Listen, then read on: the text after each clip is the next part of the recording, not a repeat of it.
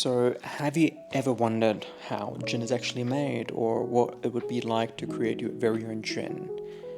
Well, I recently went to a gin masterclass, made a couple of notes on my phone, and also to help create this video so that I don't ramble on about random shit.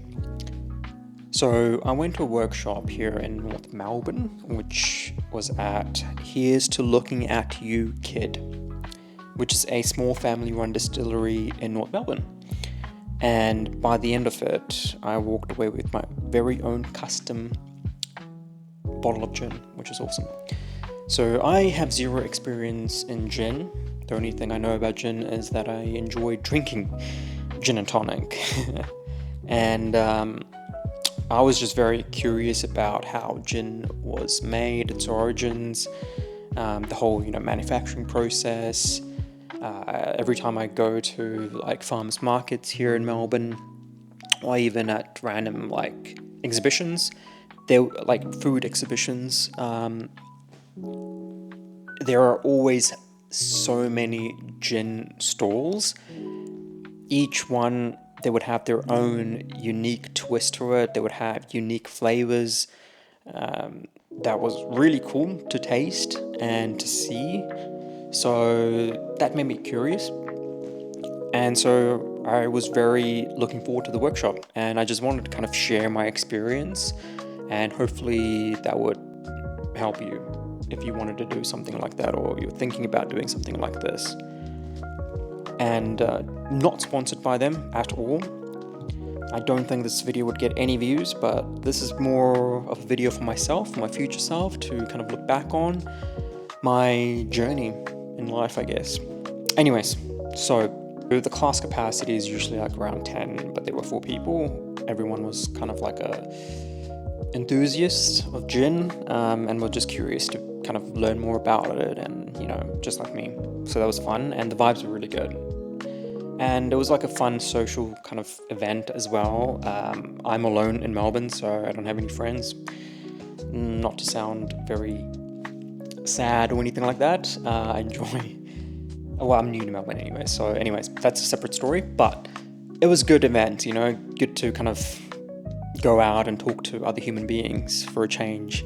And, that social aspect was something I was kind of missing for a bit. Anyways... So one of the first things we saw when I don't know why I keep saying we, when I went there, was the copper pot still, right? This is the main sort of big distillery that they use to make gin. And apparently her name is Eliza Jane. It's relatively small still, which makes sense because this distillery focuses on small batch productions. So they usually make limited runs of gin for special events, perhaps, like for weddings, and unique editions apparently using Australian botanicals to produce really distinctive flavors, which is really cool to see. And later on to taste. It was really nice. So how is gin actually made? So these are the notes that I made, and also optimized and improved the notes using ChatGPT. So gin starts off with a neutral spirit, essentially like a very pure alcohol similar to vodka. By the way, you can actually make different alcoholic beverages with this distillery, which is really awesome to see. It's like multi-purpose. So what was I saying? Okay, so this neutral spirit is placed into the still along with botanicals like citrus peels, herbs, spices, whatever you have, whatever the native Australian ingredients that they want to use. And when the still heats up, the alcohol evaporates and rises as a vapor. As that vapor moves through the still, it extracts aromatic oils and flavors from the botanicals. And then the vapor is then cooled in a condenser, turning it back into a liquid, which becomes the gin distillate. So during the distillation, the output is separated into 3 stages, which the instructor was talking about, which is the heads, which is like these harsh compounds that are usually discarded, and then you have the heart. So they're the clean and flavorful middle portion that becomes the final gin. And then the tails, which contain heavy oils and are also discarded. Okay, and then we went upstairs where we had our own mini stills, right? That is going to be used to make our very own gin. But at the start, we were kind of like given so many different flavors or like ingredients for us to like smell and decide which ingredients or you would like to use to flavor up your gin, right? Create your very own flavor, or your very own unique sort of gin. So I ended up using strawberry gum, orange, bergamot, what else? Lemon myrtle.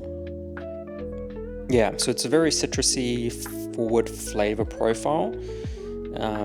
And then essentially the instructor then heats the mini still, which causes the alcohol vapor to pass through the botanicals and extracts their flavors. And then that vapor condenses back into a liquid and slowly drips out as your very own custom gin, which is really awesome. So that's kind of how they do, well, that's kind of how they test out unique flavors that they want to create. And that's what they use to kind of like test out, or just do the tasting essentially, right? Before they use the main distillery. And interestingly, you have to obviously have different ratios. For example, rose is very light, so you have to use more rose if you want to extract some of its flavors.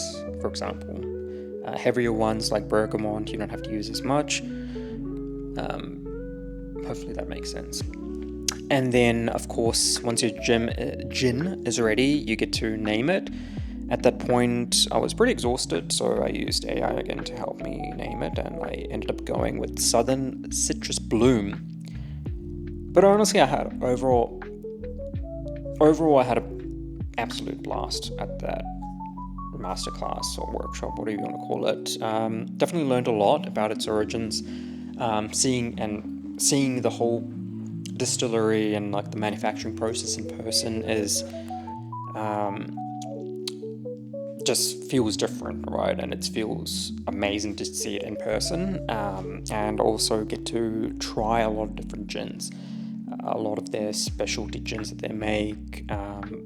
Their Christmas gin is really good. Highly recommend if you're in North Melbourne and want to go to this distillery, check that out. My favorite gin that I've tried so far. And what else did I want to talk about? You know, you're going to be drinking a lot. Enjoy the ride, enjoy just the experience. But so if you're curious about gin, the distillation process, or just want to have fun and have a unique experience, I'd highly recommend checking out a gin masterclass like this. If you have one in your neighborhood, it doesn't have to be in Australia, but you know, anywhere you're living, check it out. It's fun. It's honestly amazing to see how small changes in botanicals can create completely different flavor profiles in gin. That was really awesome to see. And hopefully this video gave you a taste of what experiencing this kind of gin workshop would be like. Sharing my thoughts, my experience, and hopefully that helped. And as always, thanks for watching. Yeah, see you. Bye.